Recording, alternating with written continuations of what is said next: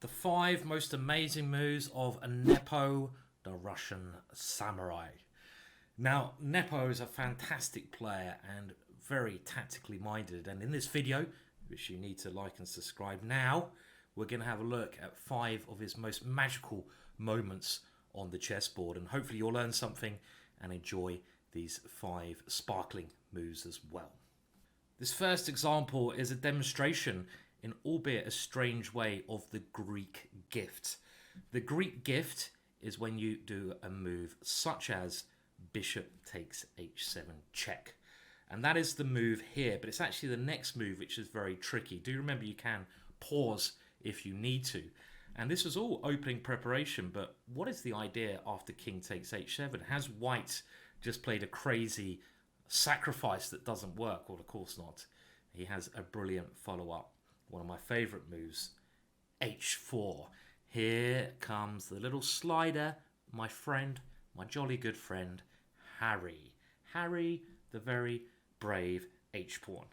And the point of this move is, white sets up the knight coming into this square on g5. And if at any moment it's a capture there, the rook on h1 is unleashed. And this leads to a very good position for white. Not quite winning, but white is a pawn up. What can black do? Well, if black moves the bishop on g5, let's say to h6 for example, then knight to g5 check demonstrates this idea. We're getting ready to take the bishop on g4, and if bishop takes g5, the whole point is shown. H takes g5 is check. Very unique tactic. After the king moves, we can simply take the bishop with a monstrous attack on the h-file and an extra pawn. That's the kind of compensation I like. I like being a pawn up with the compensation.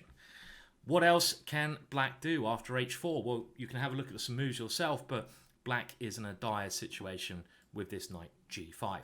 The game continued, bishop to d2 check, rather desperate. And after some more logical moves, here a very nice little move, intermezzo, means a move in the middle of a combination. Queen to d3 check, and queen takes f3. Nepo was simply a pawn up with a very strong position, and he went on to win. Good preparation. It can count massively, especially as we're looking at these players who could face Magnus. They're going to need a good team behind them. Nepo clearly has just that. On to example number 2. Some Nepo fire on the board now. You can see here that the black king is lacking a lot of adequate protection. All of black's pieces are over on the queen side. What are they doing? You need to protect your king. Your king is a very important piece, I hear, in chess. So how can white and how did Nepo break through with a series of beautiful blows? And this is maybe not just one move, but it's a couple of moves. And the second move is simply stunning. Can you see it? And well done if you do. It's not easy. Well, we need to break down the pawn protection. So the first move is knight on g takes f7. This pretty much forces rook takes f7, and now comes the real stunner. We can't really just take that rook and hope to be better, because the 2 knights were better than the rook and pawn. But what do we do? And this must have been a lovely move just to slide along the board like a surfer riding a wave. Queen to h6 check. What a stunning move. This is absolutely amazing. You're leaving the queen to be captured by the king, but if it is captured, now this knight becomes an absolute superstar. Knight takes f7, 1 rook down, and now we have what we call a major fork. So fork, so fork, such a big fork. I can just picture it now. The king has to move, and we take the queen with a winning game. The game actually continued with king to g8, and now knight takes f7 is a lot stronger because our queen has entered into a much stronger position. And after king takes, 1 more blow. What would you play here? Remember, you can pause.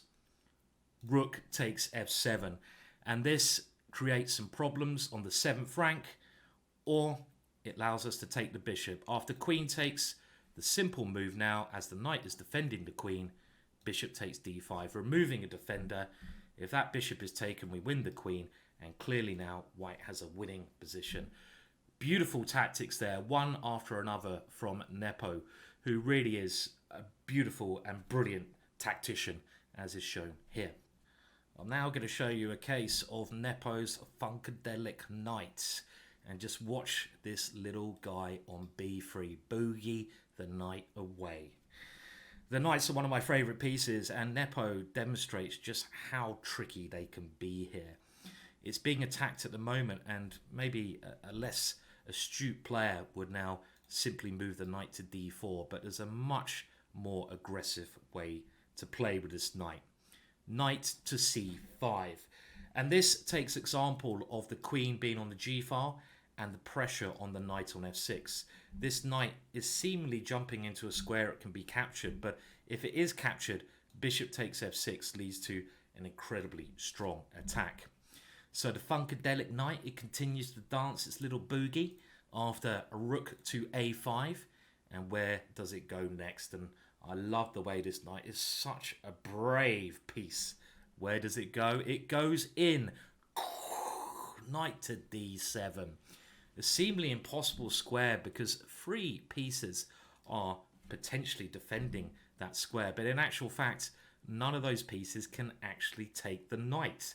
An unbelievable idea. And the pressure against f6 is mounting. So black is in a lot of trouble. If he tries taking the knight, again, we can take here with checkmate ideas. And if he takes with either the knight or the bishop, he will lose his queen. Nepo has created an attack out of nowhere, and he went on to win in beautiful style here. Very impressive vision in this game. Well, I can't show you 5 best moves without giving up a queen or 2, can I? And this next example is a very crisp example. Very smooth, very elegant. It's white to play, and this is one I hope that most of you can solve. Remember, look out for the most forcing moves, which are checks and captures. Kind of giving it away there. Can you find how Nepo created checkmate? Queen to g7 check. And this is a very nice idea. Obviously, the queen has to be captured. And now we take with the h-pawn, forcing king to g8, and look how strong this little guy becomes. Knight to h6, an extremely elegant checkmate there. So a very crisp finish. I hope a number of you found that yourselves. Nepo has a real force behind a lot of his moves, and he is an expert at taking his opponent's king apart, and that's exactly what he does here. Now in this position, it's clear that white has some fantastic pieces aiming at the black king, with the bishop here, rook on an open file, queen potentially coming in. But what move now started a very strong attack? And again, I suggest you pause and see how far you can calculate here. And the move is bishop takes h6, ripping open the black king there. And again, the pawns around opponent's king can often act as bodyguards. And if you can assassinate those bodyguards, you will find a way through to your opponent's king and often be able to pull off a successful attack. And the idea of this is if pawn takes h6, the queen now comes in with check. And after a king move like king h8, the knight can come to f5. And let's say rook to g8. I'm going to give you one more question here. What would now be a very beautiful winning move? And if we think logically, we're trying to get to the g7 square. The rook is the only piece defending that. So we can use what we call a distraction technique. Pause if you need to. Rook to e8. And this is a very beautiful way to force a checkmate with our queen coming in to one of these 2 squares. And if we go back to, let's say, g takes f6 and king to h8, knight to f5, if black simply takes this one, white has numerous threats here. We have queen f6 coming in with maybe a rook swing, bringing more pieces into the attack. And another idea, let's say if knight d7, stopping that, is the simple move bishop d3. And this has hints of Bobby Fischer versus Benko, if you remember that very famous idea where Bobby had a similar idea of checkmating on h7. So very nice idea, and the game actually continued bishop h2, but we saw a very similar thing after bishop f4. Nepo continues playing aggressively, and this is a very good tidbit here.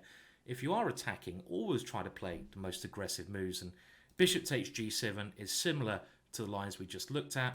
After queen g4, knight to f5, Nepo gained a very strong attack that led to victory. Very nice play from this tactical genius. Nepo at his greatest. And in actual fact, out of all the players there, if I had to bet on someone, I would bet on Nepo. You heard it here first. I know he's not favourite to go through, but I think he's an incredibly talented attacking player. He obviously has a team of good workers behind him, and the tournament is in Russia. What do you think? Do you think Nepo can face Magnus for the World Championships?